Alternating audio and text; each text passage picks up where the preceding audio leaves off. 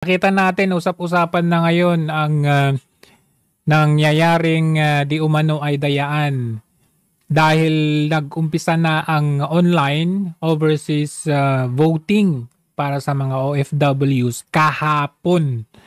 Worldwide po yan kahapon. Nakaboto ang mga Pilipino sa New Zealand sa ilalim ng Wellington Embassy na sinundan ng mga nasa Australia, Guam, Japan, South Korea, Brunei, Hong Kong, Indonesia, Singapore at iba pa.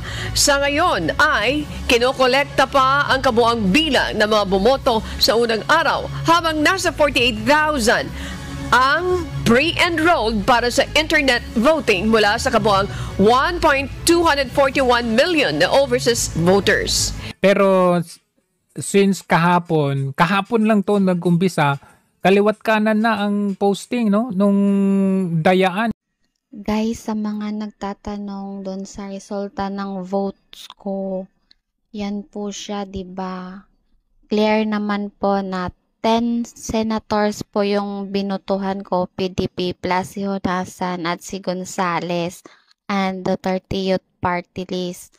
Pero nang chinek ko po sa QR code, ito po yung lumabas. Merong si Brosas, si Bato, marami, si Cayetano, si Lito Lapid. Yung mga hindi ko naboto ba? Nagtataka ako, nagugulan ako, bakit ganyan? Andyan din si Rebella, si Binay. Ang dami nilang ang daming nakalagay dyan, kaya di namin naintindihan. Pero at least may proof kami na yan yung nangyayari. Diba? Nandyan din si Rebella May. Klaro naman yung mga boto ko, 10 senators ng PDP, plus Honasan at Gonzales. Pero so far di ko nakita si Gonzales dyan sa QR code na yan. Iba daw yung lumabas. Ayan, report ng isang OFW na nag-online voting. Ito lumabas lahat, alyansa daw. Makikita ninyo, ayan Tito Soto, Amira, sino yan? Koalisyon ng mamamayan. Jose Rele Jr. Sino mga to? Daho, Kilusang Bagong Lipunan. Hindi daw ito yung kanilang ayan, Mustafa. Sino mga yan? Pero according sa bumoto, ito yung kanyang resibo. Ito ang kanyang ipinasok. Ayan, malinaw. Ang lumabas, may nadagdag na iba. Anong sabi? May mali mga complaint ko sa embassy. May mga name na hindi ko binoto. Ayan, ito yung binoto niya. Pero bakit may lumalabas doon na dalawa lang lumabas, Jimmy Bondok, Marcoleta. Tapos bakit may Tito Soto? Dito sa kanyang screenshot, wala namang Tito Soto dyan. Delikado po ito. Exercise my right to vote as OFW, sabi niya here in Singapore. O sa Singapore ito. So the question now in the comment, like, how can you show us OFWs that our votes were cast correctly? Unlike the past election, we can see receipts after the ballots. Yun nga ang problema. Bakit hindi natin makuha yung resibo? Pero iba ang mga pangalang nakita niya sa resulta. Castro, Binay, Tulfo. Sino ang Angelo David na yan? Leandro Verceles. Nako, delikado tayo dito. Nakaprogram na daw. Ito yung kanyang binoto. Ang lumabas. Ayan, mga yan. Sino yun si Nanay Mimi? Nanay Mimi. Nanay Mimi. Buti na lang hindi si Aling Sheila. Natawagan natin ang pansin ni Attorney Harold Respicio. Kasi expert siya sa pagbasa ng mga ganitong characters na hindi natin makita ay maintindihan. Kaya yan, explicit, null, blank, is disabled. O makikita niya paano pinrogram ito. Malinaw, meron din nag-PM sa akin. So ayan, may nag-PM din sa akin. Hindi pangalan ang lumabas. Hindi niya maintindihan. O ayan, ito yung example. Sample ng kanyang Ito naman yung version niya.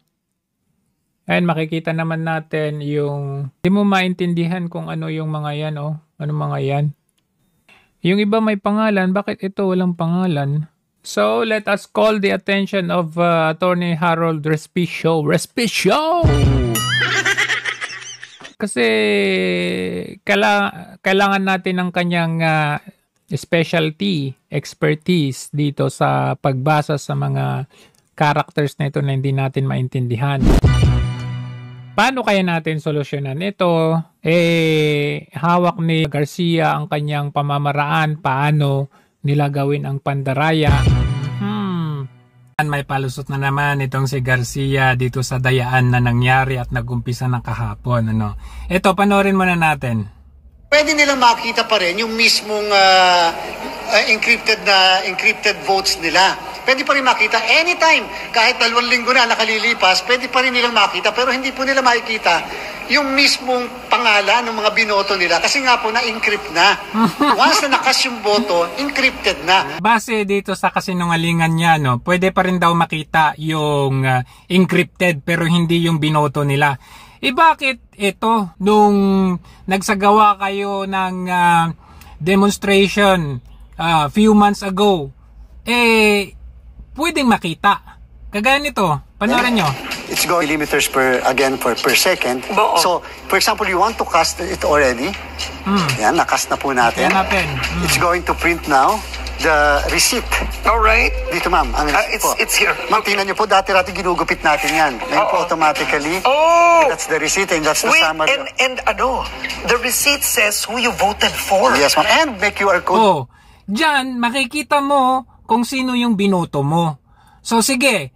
Ang rason niya ngayon dahil ito po ay online. Hindi ba pwede na makita pa rin ng mga OFWs yung online? Okay, online, diba? Na makita pa rin kung sino ang kanilang binoto. Pero di ba IT kayo? Ngayon, kung IT kayo, i-program nyo yung sa online na hindi pwedeng ma-screenshot. Di ba pwedeng i-disallow yung screenshot or screen record? Pwede nyong i-disallow yun. At least makita nung mga OFWs ang kanilang binoto, hindi yung encrypted na sinasabi ninyo. Ngayon, sabi nyo encrypted. Pero bakit? Base sa pinakita natin ngayon na video, bakit yung iba hindi encrypted daw sa may mga ibang pangalan? Ang palusot naman nitong si Garcia ito.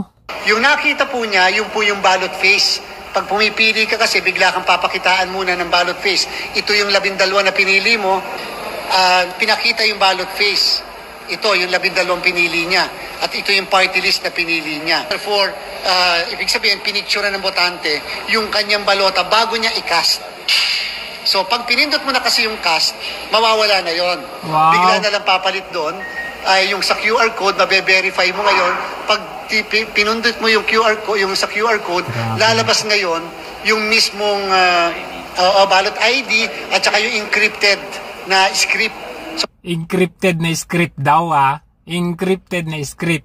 Pero yung kanyang demonstration doon sa hindi sa online, nakita ka agad kung sino yung binoto mo. Tapos dito sa online din natin makikita, sasabing encrypted. Pero yung mga ibang bumotong OFWs, encrypted daw sabi nitong kumag na to pero may mga pangalang kakaiba. Ibang pangalan. Ano rason mo? So makikita po natin yon. Doon kasi sa script minsan may nakalagay na pangalan ng isang kandidato, minsan ganyan, pero hindi po nangangahulugan na yun ang binoto nila.